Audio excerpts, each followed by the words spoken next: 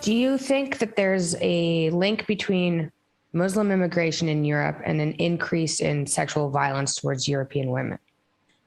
The answer to that is yes, and there are some caveats.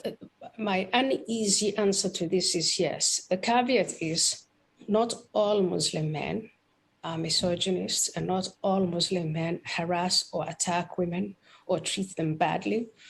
But there is a minority, and that minority is considerable. And that minority of very young Muslim men have come from societies where women are viewed differently from the way they are viewed in Europe. And once they come to Europe, they start to behave in ways that are hostile to women. Sexual harassment, rapes, gang rapes, even syndicates or grooming gangs that prey on young girls. Now, what has Islam got to do with any of this?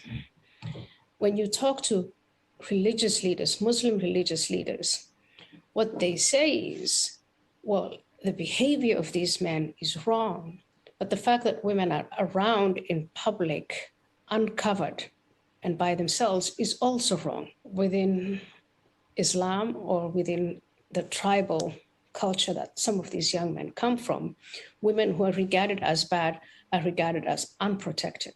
There definitely is a clash of values when it comes to the values of Europe versus the values of Islam. I've seen the data that she puts forward for the claims that she makes, Michaela. And just go for the idea. The idea is that Muslim men immigration coming into European countries causes an increase in rape. That's what she is saying. Now, look, she mentions, what is the data that she mentions? She mentions data from about 5 European countries, including but not limited to the United Kingdom, France, and Sweden. Now, what she then states is that there's evidence for a causal relationship in page 33. What is this data missing? I mean, this data has everything going for it, in fact, except for the evidence. Because this data does not even have that these men are Muslim men. And that might be a surprise and a shock to you. But this data is about where these men come from. So, for instance, she cites that these men come from Africa, from subcontinental Asia. But you will know, and I'm sure your viewers who are clever people, who have been educated at a minor level, will know that Africa is not a Muslim continent. The entire continent of Africa, there are many Muslims in it, and there are many Christians in it. So the data is not conclusive. In fact, it doesn't even show anything. It just shows that people coming from Africa, there's an increase of people coming from Africa, and then there's an increase also in rape. Okay, well, we tried the same methodology, Michaela.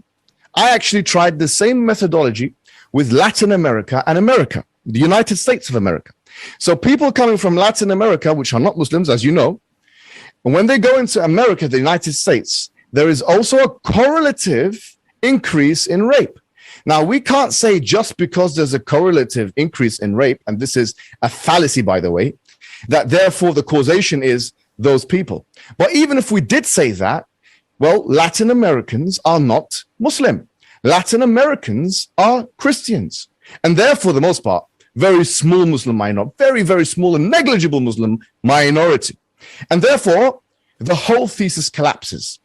She even mentions, and she lies through omission by mentioning data from the World Health Organization. And she is a liar, by the way. She's a liar. She lied to the Dutch Parliament.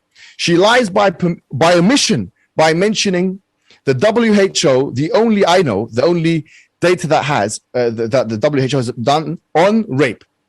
And she mentions certain things about Africa. Once again, it's not even a Muslim continent in its entirety, and subcontinental Asia.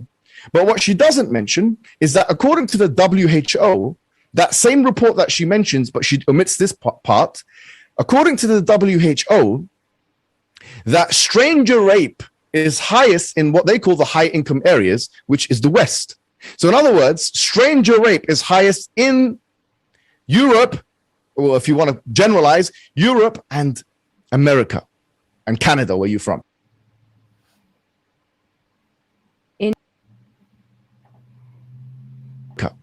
And Canada, where you're from. All right. On home, man. Why don't you come in and dissect this geopolitical and academic disintegrity. Come on, bro. I think Rami is a better candidate for this. No, bro. His vocabulary cracks me up, mashallah. That's the thing, man. Like, I feel like I gotta have a dictionary on hand, like, anytime I'm watching anything from Muhammad Hijab. May Allah bless him, bro. I mean, it's good, alhamdulillah. We also learn the words, we learn the vocabulary. Muslims should expand their vocabulary, to be more communicative, inshallah. But you find this a lot with non-Muslims, with the arguments against Islam. You find this all the time. They'll be like A, you have A, right? And then they'll take some unrelated point and be like, you have B, therefore Islam is horrible. Or they'll find some kind of, it's a correlation causation fallacy. And that's basically what he was saying. The fallacy is a correlation causation fallacy. That just because two things are correlated doesn't mean that one causes the other. For example, we know that when it rains, the ground gets wet. That doesn't mean every time the ground is wet, it is rained, right? So that's one example, one version of it.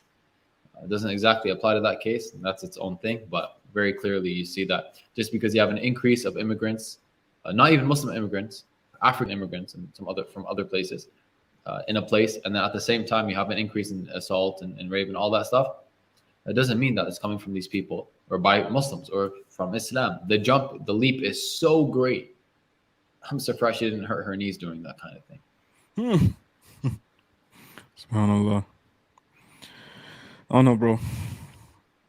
You remember when you first figured out that correlation doesn't always mean causation? And you just look around you and you just see the amount of people, bro, the huge population of people that use correlation as causation. They make X equal Y when merely there's just two correlations, right? And it just goes to show how you watch some videos like, David Wood and Apos and all these people. And a lot of the things they say, strictly from a scientific point of view, are not really scientific. They're correlative, not causative. And I feel like the more you go into correlation, the weaker your argument gets. Because I can make 5 examples right now, which I'm not, of correlation and just say, okay, because of that, X equals Y. But we wouldn't really get anywhere, bro.